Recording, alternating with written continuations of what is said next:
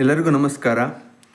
ಕರ್ನಾಟಕ ಚಿತ್ರರಂಗ ಮತ್ತು ಕರ್ನಾಟಕದ ರಾಜ್ಯದ ಏಳಿಗೆಗೆ ಶ್ರಮಿಸಿದಂತಹ ಶ್ರೀ ಶಂಕರ್ ನಾಗ್ ಅವರ ಜನ್ಮದಿನದಂದು ಸ್ಮರಿಸುತ್ತಾ ಲಕ್ಷಾಂತರ ಕೋಟ್ಯಾಂತರ ಮಕ್ಕಳ ವಿದ್ಯಾಭ್ಯಾಸಕ್ಕೆ ದಾರಿದೀಪ ಆದಂತಹ ಸರ್ಕಾರಿ ಶಾಲೆ ಅಂತಹ ಸರ್ಕಾರಿ ಶಾಲೆಯ ಒಬ್ಬರು ಶಿಕ್ಷಕರು ನಮ್ಮ ಜೊತೆ ಇದ್ದಾರೆ. ಅವ್ರನ್ನ ಮಾತಾಡ್ಸೋಣ ಬನ್ನಿ. ಮೇಡಮ್, ತಮ್ಮ ಪರಿಚಯ ಮಾಡಿಕೊಳ್ತೀರಾ? ನಮ್ಮ ಹೆಸರು ರುಕ್ಮಿಣಮ್ಮ ಅಂತ. ನಾವು 1999 ನವೆಂಬರ್ 3ರಲ್ಲಿ ಸಹ ಶಿಕ್ಷಕರಾಗಿ ಕರ್ತವ್ಯಕ್ಕೆ ಸೇರ್ಕೊಂಡ್ವಿ. ಈಗ ಸರ್ಕಾರಿ ಹಿರಿಯ ಪ್ರಾಥಮಿಕ ಶಾಲೆ ಅಲಗಲದಿಯಲ್ಲಿ ಕರ್ತವ್ಯ ನಿರ್ವಹಿಸ್ತಿದ್ವಿ. ಆದರೆ ಅನ್ಫಾರ್ಚುನೇಟ್ಲಿ ಅಲ್ಲಿ ಮಕ್ಕಳ ಸಂಖ್ಯೆ ಕಡಿಮೆ ಇರೋದ್ರಿಂದ ಬೆಂಕಿಕಾಟನಹಟ್ಟಿಯಲ್ಲಿ ಒಬ್ಬರು ಟೀಚರು ಮೆಟರ್ನಿಟಿ ಲೀವ್ ಹೋಗಿರೋದ್ರಿಂದ ಅಲ್ಲಿಗೆ ಡೆಪ್ಯುಟೇಷನ್ ಮಾಡಿದ್ದಾರೆ. ಈಗ ನೀವು ಅಲ್ಲದಿಯಲ್ಲಿ ಸೇರ್ಕೊಂಡಾಗ ಯಾವ ಇಸ್ವಿಯಲ್ಲಿ ಸೇರ್ಕೊಂಡ್ರಿ, ಮತ್ತೆ ಅಲ್ಲಿ ನೀವು ಸೇರ್ಕೊಂಡಾಗ ಅಲ್ಲಿ ಎಷ್ಟು ಜನ ವಿದ್ಯಾರ್ಥಿಗಳಿದ್ರು ಮತ್ತು ಎಷ್ಟು ಜನ ಶಿಕ್ಷಕರಿದ್ರಿ ಅಂದಾಜು? 2006 ಜೂನ್ 22ರಲ್ಲಿ ನಾವು ಅಲಗಲದಿ ಶಾಲೆಗೆ ವರ್ಗಾವಣೆಯಾಗಿ ಹೋದ್ವಿ. ಆಗ ಸುಮಾರು ಒಂದು 100-110 ಜನ ಮಕ್ಕಳಿದ್ರು, 6 ಜನ ಟೀಚರ್ಸ್ ಇದ್ರು. ಈಗ ಹೋದ ವರ್ಷ ಎಷ್ಟು ಜನ ಮಕ್ಕಳಿದ್ರು, ಎಷ್ಟು ಜನ ಶಿಕ್ಷಕರಿದ್ರು? ಹೋದ ವರ್ಷ 23 ಜನ ಮಕ್ಕಳಿದ್ರು, 3 ಜನ ಟೀಚರ್ಸ್ ಇದ್ರು. ಈಗ 13 ಜನ ಮಕ್ಕಳಿದ್ದಾರೆ. 3 ಇದ್ವಿ, ಒಬ್ಬರನ್ನ ನಮ್ಮನ್ನ ಡೆಪ್ಯುಟೇಷನ್ ಹಾಕಿದ್ದಾರೆ, ಇಬ್ಬರಿದ್ದಾರೆ.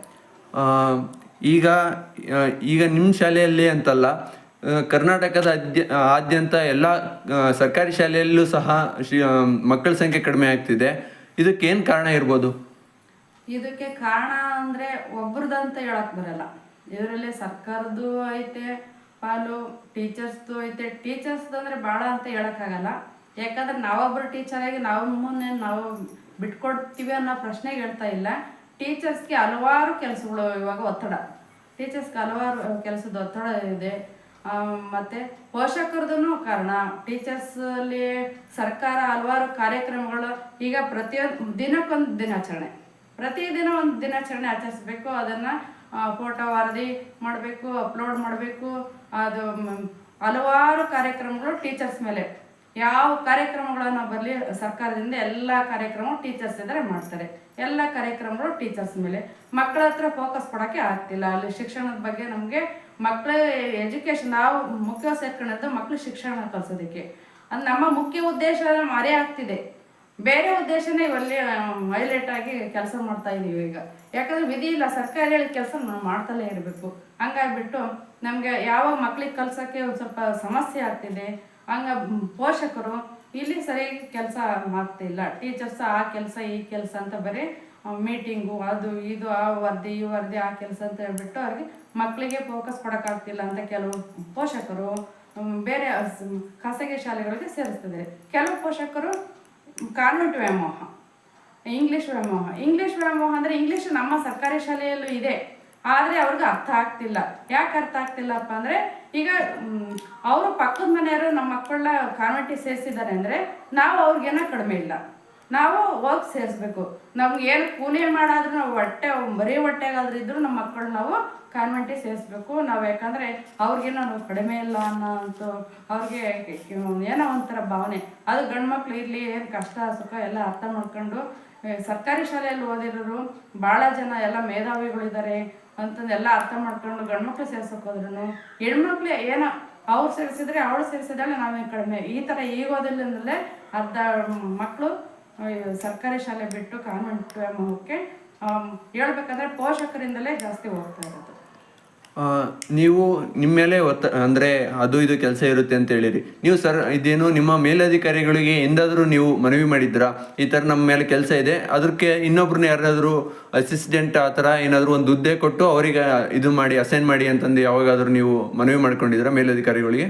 ನಮ್ಮ ಮೇಲಾಧಿಕಾರಿಗಳಿಗೆ ಮನವಿ ಮಾಡೋದಕ್ಕೆ ಮೇಲಾಧಿಕಾರಿಗಳೇನೆ ನಮ್ಮ ಮೇಲೆ ಹೊರೆ ಹೊರಿಸ್ತಿರೋದು. ಯಾಕಂದರೆ ಅವ್ರಿಗೆ ಮೇಲಾಧಿಕಾರಿಗಳಿಗೆ ಅವ್ರ ಮೇಲಾಧಿಕಾರಿಗಳು ಅವ್ರಿಗೆ ಹೇಳ್ತಾರೆ, ಅವರು ನಮ್ಮ ಹತ್ರ ಮಾಡಿಸ್ತಾರೆ. ಏನು ಮಾಡೋಕ್ಕಾಗಲ್ಲ, ಇದು ಚೈನ್ ಲಿಂಕ್ ಆಗಿಬಿಟ್ಟೈತೆ, ಏನು ಮಾಡೋಕ್ಕಾಗುತ್ತೆ? ಮೇಲ್ಗಳವ್ರು ಹೇಳ್ತಾರೆ, ನಾವು ಹೇಳ್ತಿದ್ವಿ, ನೀವು ಮಾಡಬೇಕು ಅಷ್ಟೇ ಹೇಳ್ತಾ ಇದ್ದಾರೆ. ಮತ್ತು ಇದಕ್ಕೆ ಪರಿಹಾರ ಅನ್ನೋದೇ ಸರ್ಕಾರನೇ ಹುಡುಕ್ಬೇಕು. ಈಗ ಕೆಲವೊಂದು ಅದು ಮಾತಾಡಬಾರ್ದು, ಆದ್ರೂ ಖಾಸಗಿ ಶಾಲೆಗಳಿಗೆ ಒಂದು ಸ್ವಲ್ಪ ಪರ್ಮಿಷನ್ ಕೊಟ್ಬಿಟ್ಟು ಜಾಸ್ತಿನ ಆ ಖಾಸಗಿ ಶಾಲೆಗಳಿಗೆ ಪರ್ಮಿಷನ್ ಕೊಡೋದು ಕಡಿಮೆ ಮಾಡಿಬಿಟ್ಟು ಅದೇ ಸೌಕರ್ಯನ ಸರ್ಕಾರ ಎಲ್ಲ ಸೌಕರ್ಯನೂ ಕೊಡ್ತೈತೆ.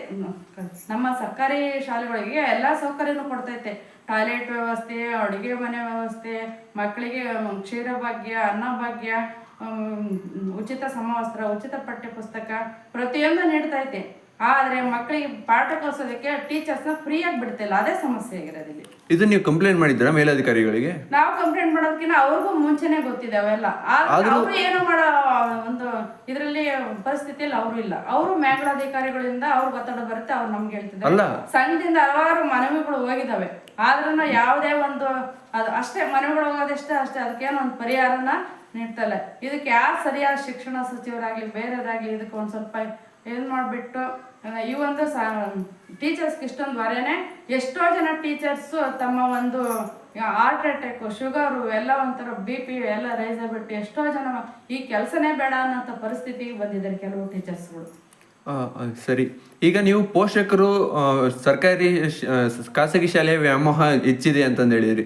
ನೀವು ಅವರಿಗೆ ಯಾವಾಗಾದ್ರೂ ಕನ್ವಿನ್ಸ್ ಮಾಡಿ ಇಲ್ಲ ನಮ್ಮ ಸರ್ಕಾರಿ ಶಾಲೆಯಲ್ಲೂ ಕಳಿಸ್ತಿದ್ವಿ, ಈಗ ಇದೇನು ನಿಮ್ಮ ಶಾಲೆಯಲ್ಲಿ ಮುರಾರ್ಜಿಗೆ ಹೋಗಿದ್ದಾರೆ ಅಂತಂದು ನೀವು ಮುಂಚೆ ಹೇಳಿದಿರಿ, ನವೋದಯಕ್ಕೆ ಹೋಗಿದ್ದಾರೆ ಅಂತಂದು ಹೇಳಿದ್ರಿ. ಈ ಥರ ಇದೆ ಅಂತಂದು ಏನಾದರೂ ಕನ್ವಿನ್ಸ್ ಮಾಡಕ್ಕೆ ಹೋಗಿದ್ದೀರಾ? ಹೌದು, ಹೇಳಿದ್ವಿ. ನಾವು ಇದು ಗ್ರಾಮಕ್ಕೆ ಹೋಗಿ ದಾಖಲಾತಿ ಆಂದೋಲನ ಮಾಡ್ಬೇಕಾರೆ ನಿಮ್ಮ ಮಕ್ಕಳು ನಮ್ಮ ಶಾಲೆಗೆ ಸೇರಿಸ್ರಿ ಅಂತ ಎಷ್ಟೋ ಜನ ಕೇಳಿದ್ವಿ. ಆಯ್ತು ಮೇಡಮ್ ಸೇರಿಸ್ತೀವಿ ಅಂತ ಹೇಳ್ತಾರೆ, ಮತ್ತೆ ಸೇರಿಸ್ತೀವಿ ಅಂತ ಹೇಳ್ಬಿಟ್ಟು ಹೇಳೋದಷ್ಟೇನೆ. ಮತ್ತೆ ಅವ್ರು ಸೇರಿಸಿದ್ರೆ ನಾವು ಸೇರಿಸ್ಬೇಕು, ನಾವು ಸೇರಿಸ್ಬೇಕು ಅಂತ ನಾವು ಉದಾಹರಣೆ ಹೋದ ವರ್ಷ 5ನೇ ಕ್ಲಾಸ್ನಲ್ಲಿ 8 ಜನ ಮಕ್ಕಳಿದ್ರು. 8 ಜನ ಮಕ್ಕಳಲ್ಲಿ ಇನ್ನು 3 ಜನ 6 ಜನನೂ ಆಯ್ಕೆ ಆಗಿತ್ತು. ಬಟ್ ಒಬ್ಳು ಅದು ನೋಡ್ಕೊಂಡ್ಲಾರ್ದೇನೆ ಅದು ಮಿಸ್ ಆಗ್ಬಿಡ್ತು. ಆ 6 ಜನನು ಒಬ್ರು ನವೋದಯ, ಇನ್ನು 5 ಜನ ಒಬ್ರು ಆದರ್ಶ, ಇನ್ನು 4 ಜನ ಮೊರಾರ್ಜಿ. ಇಷ್ಟು ಚೆನ್ನಾಗಿ ಮಕ್ಕಳು ಪಾಠ ಮಾಡ್ತಾರೆ ಅಂತ ಅರ್ಥ ಆಗಿದ್ರು, ಆದ್ರೆ ಗಂಡು ಮಕ್ಳು ಅರ್ಥ ಮಾಡ್ಕೊಂಡ್ರು ಗಂಡು ಮಕ್ಳಿಗೆ ಟಾರ್ಚರ್ ಕೊಟ್ಟು ಹೆಣ್ಮಕ್ಳು ತಮ್ಮ ಮಕ್ಕಳ ಪೋಷಕರು ಇದಕ್ಕೆ ಕಾನ್ವೆಂಟಿಗೆ ಸೇರ್ಸಕ್ಕೆ ಇದು ಮಾಡ್ತಿದ್ದಾರೆ. ಕೆಲವ್ರು ಹೇಳ್ತಾರೆ ಮೇಡಮ್ ನೀವೇನ ಹೇಳ್ತೀರಾ ಪಾಠ ಮಾಡ್ತೀವಿ ಅದು ಮಾಡ್ತೀವಿ ಚೆನ್ನಾಗಿದಾಗುತ್ತೆ ಅಂತ. ನಿಮ್ಗೆ ಎಷ್ಟು ಹೊರೆ ಇದಾವೆ ಹೇಳ್ರಿ, ನೀವು ಪಾಠ ಮಾಡೋದು ನಿಮ್ಮನ್ನ ಎಲ್ಲಿ ಬಿಡ್ತಾರೆ ಅಂತ ನಮ್ಮನ್ನೇ ಪ್ರಶ್ನೆ ಮಾಡ್ತಾ ಇದ್ದಾರೆ ಪೋಷಕರು. ಹೌದು, ನೀವು ಈಗ ಬೇರೆ ಪೋಷಕರು ಸೇರಿಸ್ತಾ ಇಲ್ಲ, ಹಿಂಗೆ ಏನು ಖಾಸಗಿ ಶಾಲೆ ವ್ಯಾಮೋಹ ಅಂತಂದು ಇದನ್ನ ಹೇಳಿದ್ರಿ. ನನಗೆ ಗೊತ್ತಿರೋ ಪ್ರಕಾರ ನಿಮ್ಮ ಮಗನ್ನೇ ಒಂದು 15-18 ವರ್ಷದ ಹಿಂದ್ಗಡೆ ನೀವು ಒಂದು ಖಾಸಗಿ ಶಾಲೆಯಲ್ಲಿ ಹಾಕ್ತೀರಾ. ಇದರಿಂದ ನೀವು ಕೊಡೋಂಥ ಉಳಿದಂಥ ಪೋಷಕರು, ಉಳಿದಂತಹ ಬಡ ಮಕ್ಕಳಿಗೆ, ಬಡ ಪೋಷಕರಿಗೆ ನೀವು ಕೊಡೋಂಥ ಸಂದೇಶ ಏನು ನಮ್ಮ ಸರ್ಕಾರಿ ಶಾಲೆ ಚೆನ್ನಾಗಿಲ್ಲ ಅನ್ನೋ ಸಂದೇಶ ಹೋಗುತ್ತಲ್ವಾ? ಏನಕ್ಕೆ ನೀವು ಹಾಕಿದ್ರಿ ನಿಮ್ಮ ಮಗನ್ನ ಖಾಸಗಿ ಶಾಲೆಯಲ್ಲಿ 18 ವರ್ಷದ ಹಿಂದ್ಗಡೆ? ನಾವು ನಮ್ಮ ಮಕ್ಕಳ ಖಾಸಗಿ ಶಾಲೆಗೆ ಏನೋ ಹಾಕಿಲ್ಲ. ಕೆಲವರು ಹಾಕ್ತಾ ಇದ್ದಾರೆ. ಯಾಕಪ್ಪ ನನ್ನ ಮಗನ್ ನಾನು ಖಾಸಗಿ ಶಾಲೆಗೆ ನಾನೇ ಸೇರ್ಸಕ್ಕೆ ಇಷ್ಟ ಇರಲಿಲ್ಲ, ನಾನು ಸೇರಿಸಿರಲಿಲ್ಲ. ನಾನು LKGಯಲ್ಲಿ ನಮ್ಮ ಮನೆಯವ್ರ ತಗೊಂಡೋಗಿ ಸೇರಿಸಿದ್ರು. ಬಟ್ ಆದ್ರೆ ನನಗೆ ಸರ್ಕಾರಿ ಶಾಲೆಗೆ ಓದಬೇಕು, ಸರ್ಕಾರಿ ಶಾಲೆ ಮಕ್ಕಳಿಗೆ ಅವಾಗ ಒಳ್ಳೆ, ಯಾಕಂದ್ರೆ ನಾನು ಸರ್ಕಾರಿ ಶಾಲೆಯಲ್ಲೇ ಓದಿರೋದು. ಎಂತಿಂದ ಮೇಧಾವಿಗಳೆಲ್ಲ ಹಿಂದೆ ಯಾವುದು ಖಾಸಗಿ ಶಾಲೆಗಳು ಇರಲಿಲ್ಲ. ಎಂತ ಸೈಂಟಿಸ್ಟ್ಗಳು ಆಗಲಿ, ಮಹಾ ಹೋರಾಟಗಾರರಾಗಲಿ ಎಲ್ಲರೂ ಸರ್ಕಾರಿ ಶಾಲೆಯಲ್ಲಿ ಓದಿನೇ ಮಹಾ ಮೇಧಾವಿಗಳಾಗಿರೋದು. ನನ್ನ ಮಕ್ಕಳು ಸರ್ಕಾರಿ ಶಾಲೆಯಲ್ಲಿ ಓದಬೇಕು ಅನ್ನೋದೇ ನನ್ನ ಅಭಿಲಾಷೆ ಇದ್ದಿದ್ದು. ಆದರೆ ನಮ್ಮ ಮನೆಯವರು ತಗೊಂಡೋಗಿ LKG ಸೇರಿಸಿದ್ರು. ಬಟ್ ಸದ್ಯ ದೇವ್ರ ದಯದಿಂದ ಬಿಡಿಸಿ 1ನೇ ಕ್ಲಾಸ್ಗೆ ಸರ್ಕಾರಿ ಶಾಲೆಗೆ ಹಾಕಿರೋ ಅದು ನನ್ನ ಭಾಗ್ಯ ಅಂತ ಹೇಳ್ಬೇಕು. ಮತ್ತೆ ಈಗ ಎಷ್ಟೋ ಕಡೆ ಈಗ ಬೆಂಕಿಕಾಟ್ನಟ್ಟಿಯಲ್ಲಿ ನೀವು ಹೋಗ್ತಾ ಇದ್ದೀರಿ ಅಂತಂದು ಹೇಳ್ತಿದ್ರಿ. ಅಲ್ಲಿ ಎಷ್ಟು ಜನ ಮಕ್ಕಳಿದ್ದಾರೆ? ಅಲ್ಲಿ ಇಬ್ಬರೇ ಇದ್ದಾರೆ. ಇಬ್ಬರೇ ಮಕ್ಕಳು ಓದ್ತಾ ಇರೋದು, ನೀವೊಬ್ರು ಶಿಕ್ಷಕರು. ಹಿಂದೆ ಎಷ್ಟು ಜನ ಮಕ್ಕಳಿದ್ರು ಅಂತ ಏನಾದ್ರು ನಿಮಗೆ? 7 ಜನ ಇದ್ರು. ಇದು ಒಂದೇ ಶಾಲೆ ಅಲ್ಲಲ್ಲ, ಪ್ರತಿ ಕಡೆ ಕಡಿಮೆ ಆಗ್ತಾ ಇದೆ. ಮತ್ತೆ ಎಷ್ಟೋ ಶಾಲೆಗಳು ಮುಚ್ಚೋಗಿದೆ. ಈಗ ನಮ್ಮ ಊರ ಹತ್ರ ಇರುವಂತ ಅರಳಿಕೆರೆ, ಅರಳಿಕೆರೆ, ನಮ್ಮೂರ ಪಕ್ಕದಲ್ಲಿರುವಂತಹ ಅರಳಿಕೆರೆ ಗೊಲ್ರೆಡ್ಡಿ ಆಗಿರ್ಬೋದು, ಅರಳಿಕೆರೆ ಪಾಳ್ಯ ಆಗಿರ್ಬೋದು, ಮತ್ತು ಕಣ್ಣೇನಹಳ್ಳಿ ಪಾಳ್ಯ ಆಗಿರ್ಬೋದು, ಎಷ್ಟೋ ಶಾಲೆಗಳು ಮುಚ್ಚೋಗಿದ್ದಾವೆ, ಇನ್ನು ಮುಚ್ಚೋಗೋ ಅಂಚಿನಲ್ಲಿದ್ದಾವೆ. ಮತ್ತು ಎಷ್ಟೆಷ್ಟೋ ಇಲ್ಲೇ ಧರ್ಮಪುರದಲ್ಲಿ ಎಷ್ಟೆಷ್ಟೋ ಕಾರ್ಮೆಂಟ್ಗಳು ಮತ್ತು ಪರ್ಮಿಷನ್ ಸಿಕ್ಕಿ ಎಲ್ಲ ಉತ್ಪತ್ತಿಯಾಗಿದ್ದಾವೆ. ಇದೊಂಥರ ಶಿಕ್ಷಣದ ಖಾಸಗೀಕರಣ ಆಗ್ತಾ ಇದೆ ಅಂತಾನೆ ಹೇಳ್ಬೋದು. ಶಿಕ್ಷಣ ವ್ಯಾಪಾರೀಕರಣ ಆಗ್ಬಿಟ್ಟು ವ್ಯಾಪಾರೀಕರಣ ಆಗ್ತಾನೆ ಅಂತಾನೆ ಹೇಳ್ಬೋದು. ಮತ್ತೆ ಈಗ ಯಾವ ಥರ ಆಗಿದೆ ಅಂದರೆ, ಈಗ CET ನೀಟ್ ಅಂತಂದೇಳಿ ಕೋಚಿಂಗ್ಗಳೆಲ್ಲ ಬಂದು ಅವಕ್ಕೆ ಏನಿಲ್ಲ ಮಕ್ಕಳಿಗೆ 5 ರಿಂದ 6 ಲಕ್ಷ ಅದಕ್ಕೆ ಕಟ್ಟಿಸ್ಕೊಂತಿದ್ದಾರೆ. ಎಲ್ಲರಿಗೂ ಕಟ್ಟೋಕ್ಕಾಗಲ್ಲ. 5 ರಿಂದ 6 ಲಕ್ಷ ಕೊಟ್ಟು CET ಕೋಚಿಂಗ್, ನೀಟ್ ಕೋಚಿಂಗ್ ಅವನ್ನೆಲ್ಲ ಕಳ್ಸೋಕ್ಕಾಗಲ್ಲ. ಮತ್ತು ಖಾಸಗಿ ಶಾಲೆಯಲ್ಲಿ ಎಲ್ಲ ಮಕ್ಕಳನ್ನೂ ಸಮೇತನ ಎಲ್ಲ ಪೋಷಕರು ಓದ್ಸೋಕ್ಕಾಗಲ್ಲ. ಎಷ್ಟೋ ಜನ ಬಡ ಮಕ್ಕಳು ಇರ್ತಾರೆ. ಒಂದು ವೇಳೆ ಈಗ ಪ್ರೆಸೆಂಟಲ್ಲಿರೋರು ಏನೋ ಒಂಚೂರು ಹಣಕಾಸಿನಲ್ಲಿ ಸರಿ ಇದ್ದು ಅವರು ಬೇರೆ ಖಾಸಗಿ ಶಾಲೆಯಲ್ಲಿ ಹಾಕಿ ಆ ಕಾರಣದಿಂದಾಗಿ ಅಲ್ಲಿರುವಂಥ ಶಾಲೆಗಳು ಮುಚ್ಚಿ ಹೋಗ್ಬೋದು, ಸರ್ಕಾರಿ ಶಾಲೆಗಳು. ಮುಂದೆ ಇನ್ನೊಬ್ಬ ಯಾರೋ ಬಡವ ವ್ಯಕ್ತಿ ಇರ್ತಾನೆ, ಅವನ ಮಕ್ಕಳನ್ನ ಶಾಲೆಯಲ್ಲಿ ಓದಿಸ್ಬೇಕು ಅಂತಂದರೆ ಎಲ್ಲಿ ಓದಿಸ್ಬೇಕು? ಖಾಸಗಿ ಶಾಲೆಯಲ್ಲೇ ಓದಿಸ್ಬೇಕು. ಅವನು ಪಾಪ ಬಡವ, ಹೆಂಗೆ ಓದಿಸ್ತಾನೆ? ಇದ್ರ ಬಗ್ಗೆ ನಿಮ್ಮ ಅನಿಸಿಕೆ? ಇದರಿಂದ ಭಾಳ ಬಡವರಿಗೆ ಈಗೇನೋ ಮಕ್ಕಳ ಪೋಷಕರು ನಮ್ಮಲ್ಲಿ ದುಡ್ಡು ಐತೆ, ನಮ್ಮ ಮಕ್ಕಳು ಚೆನ್ನಾಗಿ ಓದಬೇಕು, ಏನೋ ಒಂದು ಮಾಡಬೇಕು ಅಂತ ಹೇಳ್ಬಿಟ್ಟು ಆ ಒಂದು ಕಾನ್ವೆಂಟ್ಗಳಿಗೆ ಖಾಸಗಿ ಶಾಲೆಗಳಿಗೆ ಹಾಕ್ಬೋದು. ಆದರೆ ಈ ಕಾಲ ಹಿಂಗಿರಲ್ಲ. ಯಾಕಂದರೆ ಆ ಖಾಸಗಿ ಶಾಲೆಗಳು ಏನು ಮಾಡ್ತಾರೆ, ಮಕ್ಕಳ ಸಂಖ್ಯೆ ಜಾಸ್ತಿ ಆದಂಗೆಲ್ಲ ಡೊನೇಷನ್ ಜಾಸ್ತಿ ಕಟ್ಟಿಸ್ಕೊಂತಾರೆ. ಡೊನೇಷನ್ ಜಾಸ್ತಿ ಕಟ್ಟಿಸ್ಕೊಂಡಂಗೆಲ್ಲ ಮತ್ತೆ ಪೋಷಕರಿಗೆ ಹೊರೆ ಆಗುತ್ತೆ. ಮತ್ತೆ ಆ ಪೋಷಕರು ಮತ್ತೆ ಸಮಸ್ಯೆಗಳಾಗಿ ಸರ್ಕಾರಿ ಶಾಲೆನೇ ಅವಲಂಬಿಸ್ಬೇಕಾಗುತ್ತೆ. ಸರ್ಕಾರಿ ಶಾಲೆ ಅವಲಂಬಿಸ್ಬೇಕು ಅಂದರೆ ಅವಾಗ ಸರ್ಕಾರಿ ಶಾಲೆಗಳೇ ಊರಲ್ಲಿ ಇಲ್ದಂಗಾಗಿರ್ತವೆ. ಅವಾಗ ಎಷ್ಟು ಕಷ್ಟ ಆಗುತ್ತೆ ಅಂತಂದು ಪೋಷಕರು ತಿಳ್ಕೋಬೇಕು. ಮತ್ತು ಮೇನ್ ಹೇಳ್ಬೇಕಂದ್ರೆ ಈ ಒಂದು ಖಾಸಗಿ ವ್ಯಾಪಾರೀಕರಣ ಆಗೋದನ್ನು ತಪ್ಪಿಸ್ಬೇಕಂದ್ರೆ ಸರ್ಕಾರದ ಕೈಯಲ್ಲೈತೆ. ಒಂದು ಸ್ವಲ್ಪ ಈ ಪರ್ಮಿಷನ್ ಕೊಡೋದು, ಅನುಮತಿ ಕೊಡೋದನ್ನು ಸ್ವಲ್ಪ ಕಡಿಮೆ ಮಾಡಿ ಸರ್ಕಾರಿ ಶಾಲೆಗೆ ಎಲ್ಲ ಸವಲತ್ತನ್ನು ಕೊಡುತ್ತೆ ಸರ್ಕಾರ ಸರ್ಕಾರಿ ಶಾಲೆಗೆ. ಬಟ್ ಮಕ್ಕಳಿಗೆ ವಿದ್ಯಾಭ್ಯಾಸಕ್ಕೆ ಮಕ್ಕಳ ಗುಣಮಟ್ಟ, ಶಿಕ್ಷಣದ ಗುಣಮಟ್ಟ ಹೆಚ್ಚಿಸೋದಕ್ಕೆ ಟೀಚರ್ಸ್ನ ಅಲ್ಲಿ ಇನ್ವಾಲ್ವ್ ಆಗೋಕ್ಕೆ ಬಿಡ್ತಾ ಇಲ್ಲ. ಟೀಚರ್ಸ್ಗೆ ಭಾಳ ಹೊರೆ ಆಗ್ತಿದೆ. ಇಷ್ಟಕ್ಕೂ ಸಿಂಗಲ್ ಟೀಚರ್ಗಳು ಭಾಳ ಇದ್ದಾರೆ. ಸಿಂಗಲ್ ಟೀಚರ್ಗಳು ಈಗ 1 to 5th ಇದ್ದು ಸಿಂಗಲ್ ಟೀಚರ್ ಇದ್ದರೆ ಅಲ್ಲಿಗೆ ಎಷ್ಟು ಸಬ್ಜೆಕ್ಟ್ ಆಯ್ತು? ಒಂದೊಂದು ತರಗತಿಯಲ್ಲಿ 4 ಸಬ್ಜೆಕ್ಟ್ ಇದ್ದರೆ 5, 4, 20 ಸಬ್ಜೆಕ್ಟು ಹೆಂಗೆ ಹ್ಯಾಂಡ್ಲ್ ಮಾಡೋಕ್ಕಾಗುತ್ತೆ? ಅದ್ರಾಗೆ ಈ ಒಂದು ಆಡಳಿತ ಒಂದು ಆತ್ಮಕ ಕೆಲಸಗಳು ಹಲವಾರು ಇರ್ತವೆ. ಅಲ್ಲಿ ಪಾಠ ಮಾಡೋಕ್ಕೆ ಟೈಮ್ ಇರಲ್ಲ. ವರದಿಗಳು ಕೊಡಬೇಕು, ದಿನಕ್ಕೊಂದು ದಿನಚರಿಗಳು ಮಾಡಬೇಕು, ಎಲ್ಲ ರೆಕಾರ್ಡ್ಸು ಆನ್ಲೈನು ಮಾಡಬೇಕು, ಆಫ್ಲೈನು ಮಾಡಬೇಕು. ಎಲ್ಲ ಕಷ್ಟ ಆಗ್ಬಿಡುತ್ತೆ. ಧನ್ಯವಾದಗಳು ರುಕ್ಮಿಣಮ್ಮ ಅವರೇ. ಈಗ 1 ನಿಮಿಷ ನಾನು ಹೇಳೋದೇನಂದ್ರೆ, ಈ ಒಂದು ಸರ್ಕಾರಿ ಶಾಲೆ ಸ್ವಲ್ಪ ಇಂಪ್ರೂವ್ ಆಗಬೇಕಂದ್ರೆ ಸರ್ಕಾರ ಗಮನ ಕೊಡಬೇಕು. ಜೊತೆಗೆ ಪೋಷಕರು ಒಂದು ಸ್ವಲ್ಪ ಸರ್ಕಾರ ಕಾನೂನು ವ್ಯಾಮೋಹ ಬಿಟ್ಬಿಟ್ಟು ನಮ್ಮ ಸರ್ಕಾರಿ ಶಾಲೆ ನಾವು ಉಳಿಸ್ಬೇಕು. ನೀವು ಹೆಂಗೆ ಒಂದು ಸರ್ಕಾರಿ ಶಾಲೆ ಬಗ್ಗೆ ಅಭಿಮಾನ ಪಡ್ತೀರೋ ಅದೇ ಥರನ ಎಲ್ಲ ಸರ್ಕಾರಿ ಶಾಲೆ ಬಗ್ಗೆ ಅಭಿಮಾನ ಪಟ್ಟು ಸರ್ಕಾರಿ ಶಾಲೆಯಲ್ಲಿ ಮಕ್ಕಳ ವಿದ್ಯಾಭ್ಯಾಸಕ್ಕೆ ತೊಡಗಿಸಿದ್ರೆ ಈ ಒಂದು ಮತ್ತೆ ಸರ್ಕಾರ ಬೇರೆನೆ ಪ್ರತಿ ಊರಿಗೊಂದು ಶಾಲೆ ಕೊಡೋ ಬದಲಿಗೆ ಇದು ಸ್ವಲ್ಪ ಕಮೆಂಟ್ ಮಾಡಿಬಿಟ್ಟು ಒಂದು 5 ಕಿಲೋಮೀಟ್ರಿಗೆ ಒಂದೊಂದು ಶಾಲೆ ಕೊಟ್ಬಿಟ್ಟು ಅಲ್ಲಿ ಥರ ಸಬ್ಜೆಕ್ಟ್ ಅವರು ಟೀಚರ್ಸ್ ಕೊಟ್ಬಿಟ್ಟು ಎಲ್ಲ ಸಬ್ಜೆಕ್ಟ್ಗೂ ಎಲ್ಲ ಮಾಹಿತಿಗೂ ನೀಡೋಕ್ಕೂ ಟೀಚರ್ಸ್ ಕೊಟ್ಟು ಒಬ್ಬರು ಅಟೆಂಡರ್ ಇಟ್ಟು ಹೆಡ್ ಮಾಸ್ಟರ್ಗಳಿಗೆ ಕೆಲವೊಂದು ಕೆಲಸಗಳು ಜಾಸ್ತಿ ಇರ್ತವೆ, ಅವ್ರಿಗೆ ಸಪ್ರೇಟು ಅವ್ರಿಗೆ ಕಡಿಮೆ ಸಬ್ಜೆಕ್ಟ್ ಆಗ್ತವೆ. ಅವಾಗ ಚೆನ್ನಾಗೇ ಕೋಚಿಂಗ್ ಆಗ್ತೈತೆ, ಶಿಕ್ಷಣದ ಗುಣಮಟ್ಟ ಚೆನ್ನಾಗಾಗುತ್ತೆ.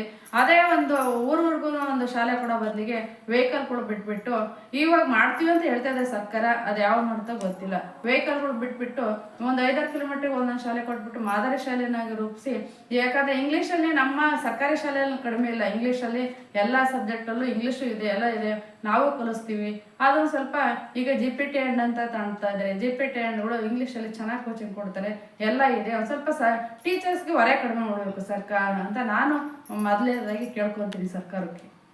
ನೀವು ಈಗೇನು ಎಲ್ಲ ಊರಿಗೊಂದು ಶಾಲೆ ಬೇಡ ಅಂತ ಹೇಳಿರಿ, ಆದರೆ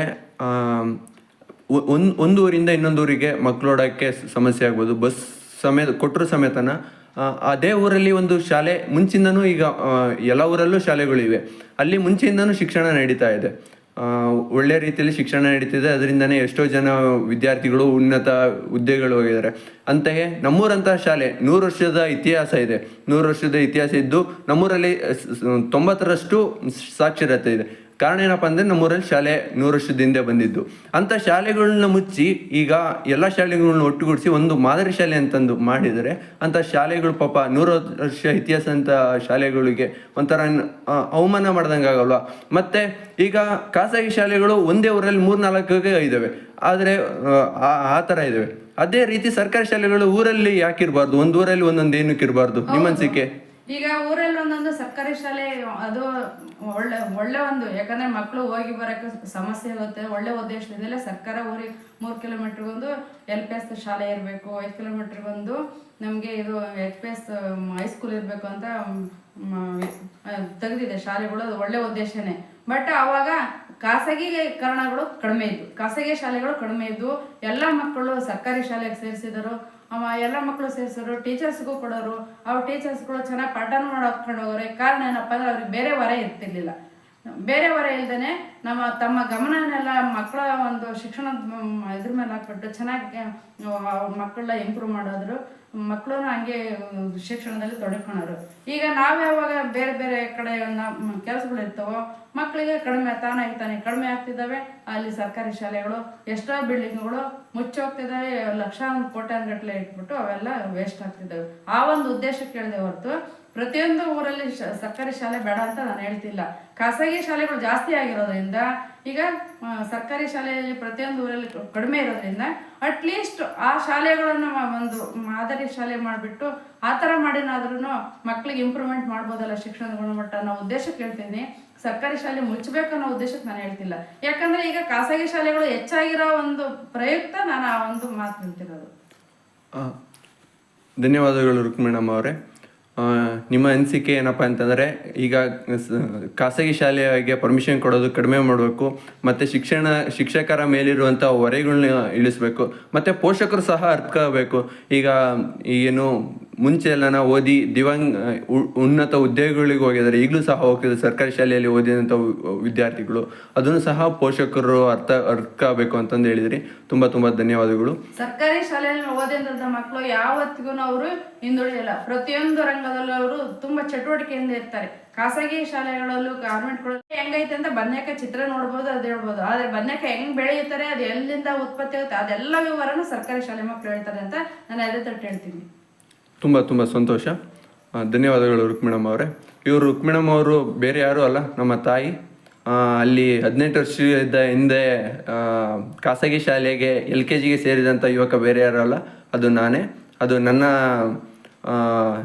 ಸಣ್ಣ ಹುಡುಗ ಆಟದಿಂದ ನಾನು ಖಾಸಗಿ ಶಾಲೆ ಬಿಟ್ಟೆ. ಅದೇ ನನಗೆ ಒಳ್ಳೆಯದಾಯಿತು. ನಾನು 1ರಿಂದ 5ನೇ ಕ್ಲಾಸ್ವರೆಗೂ ಸರ್ಕಾರಿ ಶಾಲೆಯಲ್ಲಿ ಓದಿ ನಾನು ಓದೋಕ್ಕೆ ಸೆಲೆಕ್ಷನ್ ಆದೆ. ಮತ್ತು ಅದರಿಂದ ನಾನು ಸರ್ಕಾರಿ ಶಾಲೆಯಲ್ಲಿ ಓದಿದೆ. ನಾನು ಸರ್ಕಾರಿ ಶಾಲೆಯ ವಿದ್ಯಾರ್ಥಿ ಅನ್ನೋದಕ್ಕೆ ನನಗೆ ಭಾಳ ಹೆಮ್ಮೆ ಇದೆ. ಧನ್ಯವಾದಗಳು ರುಕ್ಮಿಣ ಅಮ್ಮ.